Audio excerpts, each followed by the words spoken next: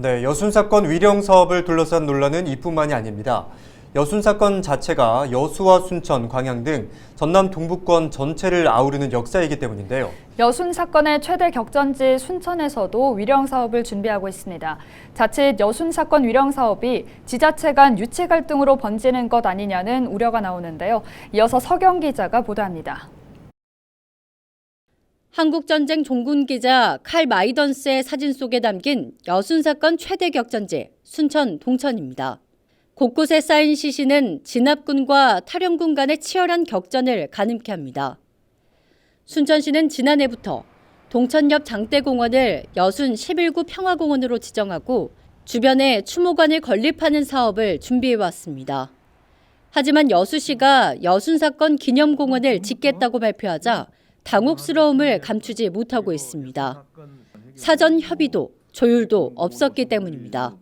올해는 11.9 사건의 진실을 알리고 희생자 추모를 위해 시나리오 및 다큐멘터리 등 문화예술 공모 사업을 준비하고 있고 장대공원에 여순 11구 평화공원 조성 사업을 추진할 계획입니다. 또 여수 순천 기념관 조성 사업 추진을 고심하고 준비해 나가겠습니다. 시민사회단체는 위령 사업만큼은 신중한 접근이 필요하다고 입을 모읍니다. 여순 사건은 여수에서 시작해 순천에서 치열한 격전이 벌어졌고 탈영군이 광양과 곡성, 구례 등으로 흩어지면서 지역민에게 수많은 피해가 발생했습니다. 때문에 위령 사업을 통한 역사관, 추모관 조성 사업도 지역을 연결하는 구성이 필요하다는 겁니다.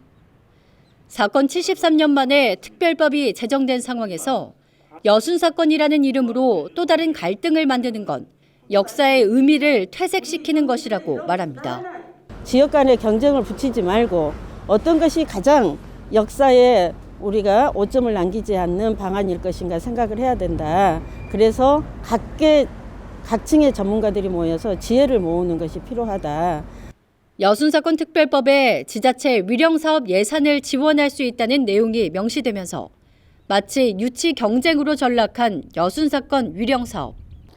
확실한 건 행정안전부도 어떤 지역에 위령 사업을 지원할지 아직 구체적인 계획이 없다는 겁니다.